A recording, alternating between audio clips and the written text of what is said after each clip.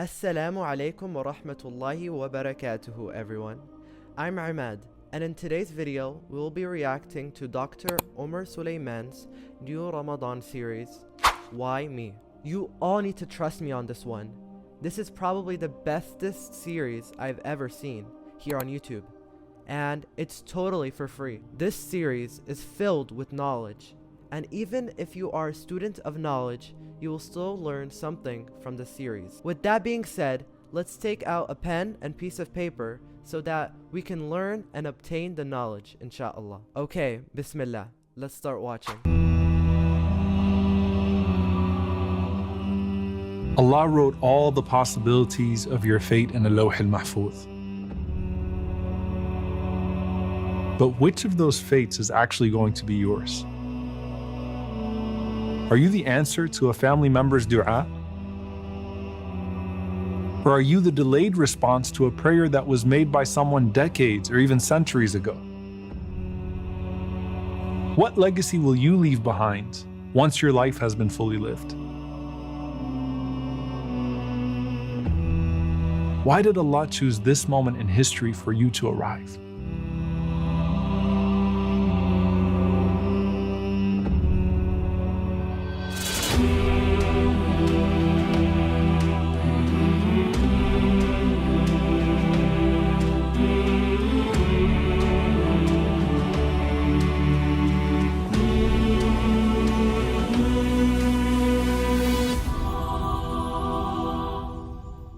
Maybe your parents and grandparents made dua for you, dreaming of your future success and happiness. Maybe you were a welcome surprise, or even a scary thought. However your conception was perceived by others, your existence was planned by Allah. He chose the environment that is perfectly suited for your personality and your potential.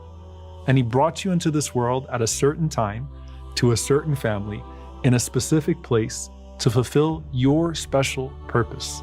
Try to think of yourself as a light from Allah's decree brought to this world just at the right time, maybe even as an extension of the light of someone that came before you. Remember that gathering of Adam alayhi salam walking around and seeing people's light? Think of him being amazed by your light. Or even closer, remember that night when the Prophet ﷺ went up to the heavens on the night of Al-Isra wal-Mi'raj, and his whole ummah was presented to him? Imagine the Prophet ﷺ walking through his ummah and then coming up to you and saying, what beautiful light you have. Or think of the dreams of those that came before us. For Ibrahim alayhi salam, it was the dream of this descendant who wouldn't arrive for thousands of years, but he was so worth it, sallallahu alayhi wasallam. And then sometimes the dreams get closer. Umar ibn al-Khattab radiyallahu ta'ala anhu, waking up one night with this huge smile on his face and saying, who is this child from my descendants that's going to fill the earth with justice after it's been filled with injustice? And Umar ibn Abdul Aziz, rahimahullah, his great-grandson, was born just a few years after his death, but he fulfilled the dream. I often think, what persecuted, enslaved Muslim woman is Malcolm X at Hajj Malak al-Shabazz an answer to? Every single person has their special turn in the grand story of this world. The question is whether we realize our potential and become that blessed presence wherever we find ourselves. When Isa alayhi salam was born, he said, وَجَعَلَنِي مُبَارَكًا أَيْنَمَا كُنْتَ, and Allah made me blessed wherever I may be. The scholars say that that's because Isa alayhi salam brings good to every environment he is in, and it's not exclusive to him. When we do the same, we are also mubarak to whatever place we're put in. And your birth itself may have been mubarak because you were a blessing to your family, and maybe even the answer to someone's dua long before you got here. We arrive in this world with certain hopes pinned to us, and also darkness that precedes us, confronting us at every turn. It might be the darkness of a broken family. It might be the darkness of someone else's betrayal. It might be the darkness of oppression. Remember, the Prophet ﷺ called dhulm, dhulumat, darknesses. Allah subhanahu wa ta'ala illuminates the darknesses of this world through the light of His decree. He illuminates it through the light of His revelation. and then He illuminates it through the light of your deeds. That's what some of the scholars say, Nurun ala nur is, light upon light. But we have to kindle that light inside of us. Otherwise, we become sources of evil ourselves. And that's when the darkness of this world actually becomes our darkness. In fact, we can become submerged in waves of darkness. ظُلُمَاتٌ بَعْضُهَا فَوْقَ بَعْضٍ إِذَا أَخْرَجَ يَدَهُ لَمْ يَكَدْ يَرَاهَا. Darkness upon darkness instead of light upon light. And you become so blind that you can't even see your own hand. But you choose whether to be a curse of your time or a blessing for your era. This is what the Prophet ﷺ meant when he said, "Fi kulli qarnin min ummati sabiqun." In every generation of my ummah, there are forerunners. It means to be, as the scholars said, ibn al-waqt, a child of the moment. And it's not just your moment, because our stories are all interconnected, even across time and place.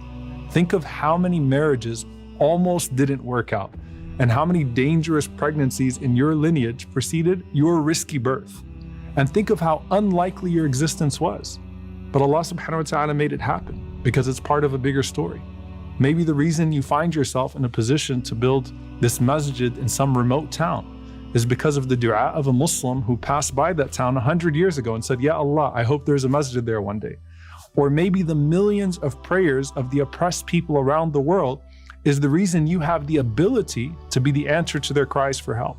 The Prophet ﷺ said, "Hal tunsaruna wa turzaquna illa bi du'afaikum." Are you given victory or sustenance except by how you treat your vulnerable ones? Being a blessing to someone else is a reason by which the decree for you becomes blessed.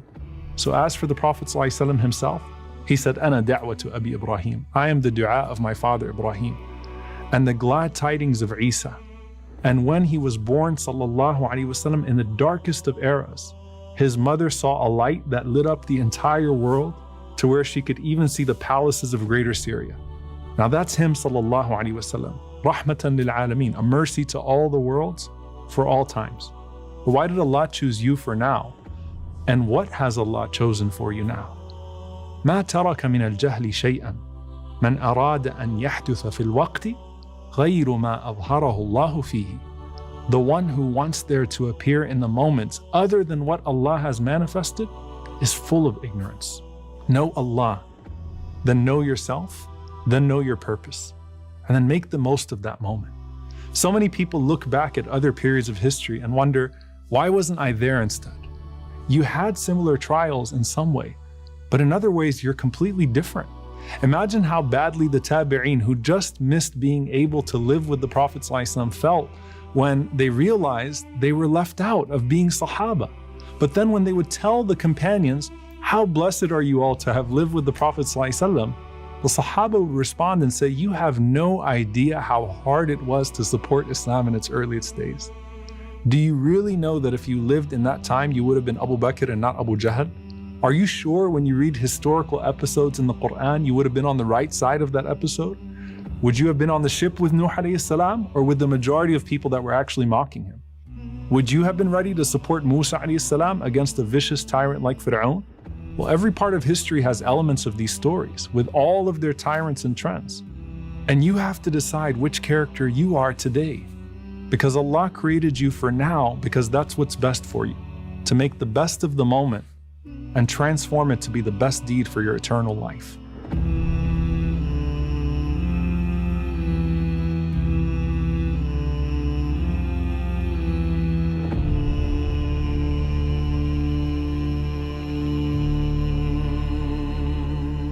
And I promise you that you will have moments of ease and moments of hardship.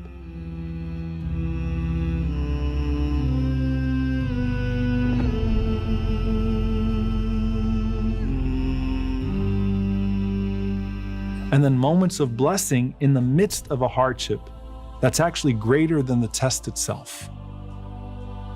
And every single one of those moments was perfectly planned by the Most Wise, whether we see the wisdom in them at the moment or not.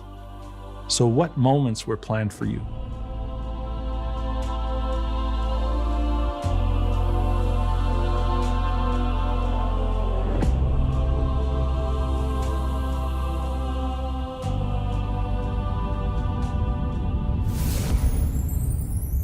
قل لن يصيبنا إلا ما كتب الله لنا هو مولانا وعلى الله فليتوكل المؤمنون.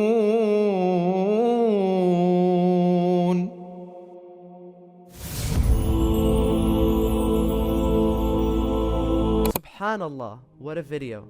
Make sure to share this video because this Ramadan series is genuinely amazing. Again, please check out this Ramadan series by Dr. Omar Suleiman on his YouTube channel, which is Yaqeen Institute. And thank you guys so much for watching, and I'll see you guys in the next video. Assalamu alaikum.